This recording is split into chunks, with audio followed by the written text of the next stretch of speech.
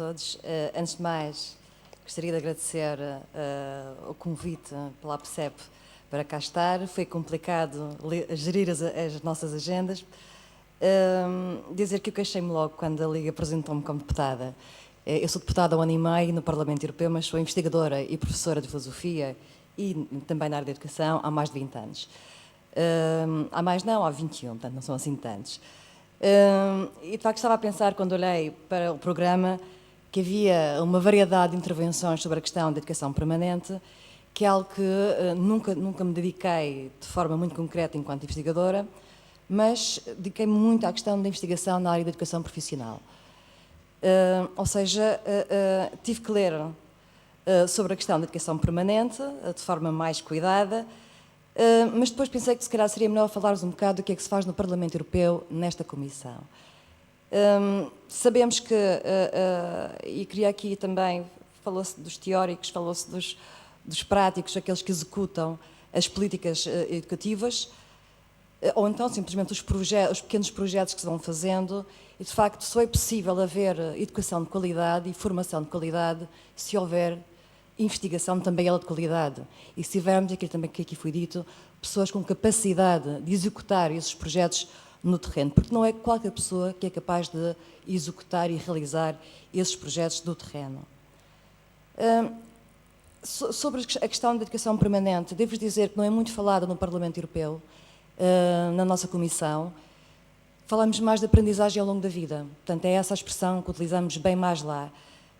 Aliás, sabemos que a educação permanente está muito ligada à Unesco, né, enquanto que a aprendizagem ao longo da vida está mais ligada à OCDE e à União Europeia. Ou seja, de uma perspectiva, neste caso europeia, uma perspectiva que tem presente uma ideologia neoliberal e bastante individualista, enquanto que, por outro lado, na visão da Unesco, a educação permanente vai num sentido de uma ideologia humanista e solidária. Mas, de facto, eu acho que as duas perspectivas não têm que ser distantes, acho que elas podem se complementar e devem se complementar. Foi aquilo que disse antes de mim, o orador anterior, ela de facto permanente, é sempre, é de todos. E, portanto, a pergunta...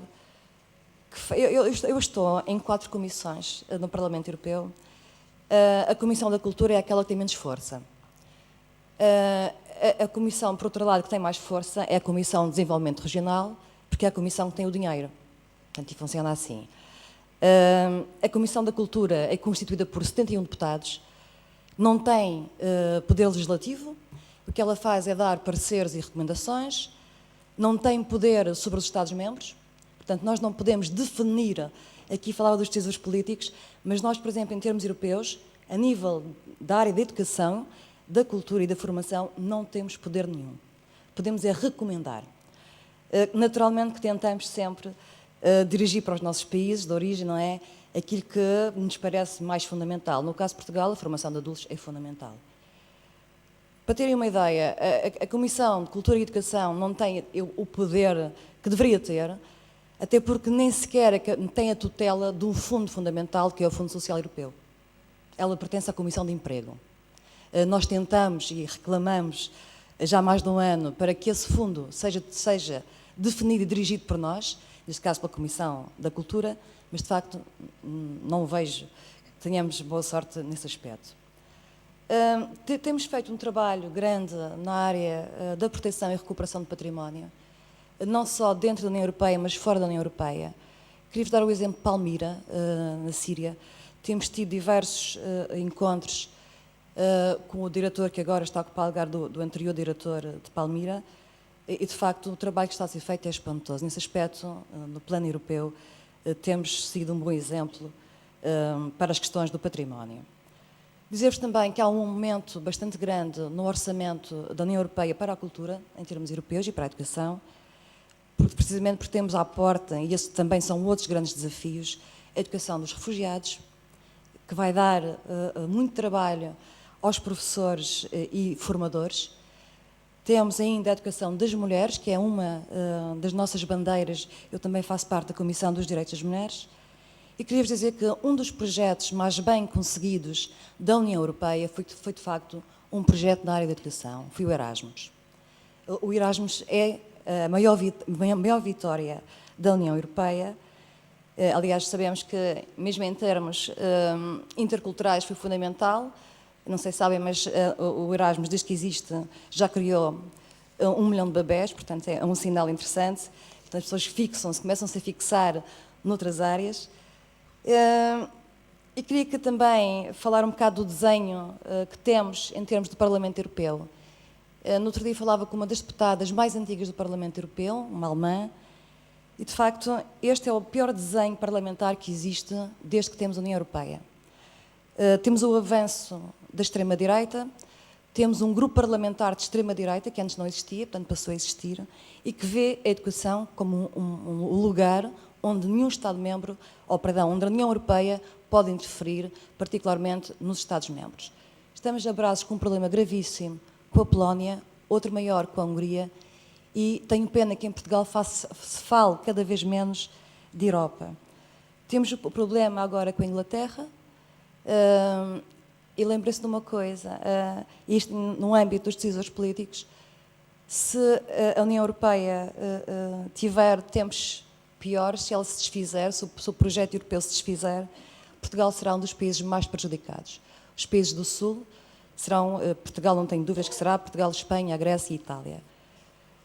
Avançando um bocadinho, para não vos passar muito mais, sei que devem estar cansados, o que queria-vos dizer é que, de facto, em termos de decisão política europeia para a educação, a nossa capacidade de intervenção é muito pouca. É muito pouca. Se o ano passado, é verdade, tivemos o Ano Europeu para o Desenvolvimento e para a Igualdade, e aqui já se falou de empreendedorismo, este ano é o Ano Europeu para o empreendedorismo. Eu não gosto de diabolizar a questão do empreendedorismo. Eu acho que é preciso ter um equilíbrio, o devido equilíbrio entre o que é ser-se empreendedor. E vejam, por exemplo, os resultados que temos tido em termos europeus com as startups. Portugal também já tem bons resultados nesse aspecto. E isto para vos dizer então que, de facto, não é à toa que aparece este ano o Ano Europeu para o Empreendedorismo. Eu discordo da ideia, e aqui também foi falado, quando cheguei estava a ouvir isso, que é a ideia de cada um de nós ser capaz de fazer o seu próprio emprego para combater o desemprego. O combate ao desemprego não cabe a cada um de nós, cabe de facto aos governos e cabe de facto à União Europeia esse combate. Ou seja, estamos a falar de um combate ao desemprego que passa forçosamente pela formação, passa forçosamente pela educação. E isso leva-me, e prometo não demorar muito mais, a uma área que me é particularmente querida, que são as teorias críticas do currículo, ou as teorias críticas da educação. Nós sabemos que os governos e também esse governo que se chama Comissão Europeia, mas que, como sabem, muitas das suas decisões passam pelo Conselho Europeu. O caso dos refugiados, por exemplo, foi um caso desses. Portanto, foi o Conselho Europeu que, literalmente, desculpem a expressão, empatou a decisão sobre o que fazer com os refugiados. Mas, de facto, nós vamos precisar de muita formação, de muita educação em Portugal. Precisamente porque há um avanço ideológico preocupante por toda a Europa e nós todos sabemos da relação direta que existe entre a educação e as questões ideológicas. Há um autor muito bom, que é Althusser, que fala da escola como um aparelho ideológico de Estado. E, de facto, a educação tanto serve para emancipar como para escravizar. Neste sentido, e para terminar, queria-vos falar também de uma outra preocupação, aqui muito, muito pessoal, mas também profissional, enquanto professora de teorias críticas da educação, é que, de facto, há um avanço claríssimo por parte da Alemanha para a generalização da educação dual, que muitos de vós estão familiarizados com o conceito. Nós já temos educação dual em Portugal há muitos anos, não é nada de novo. O que me preocupa é o querer-se implementar a educação dual a partir do segundo ciclo.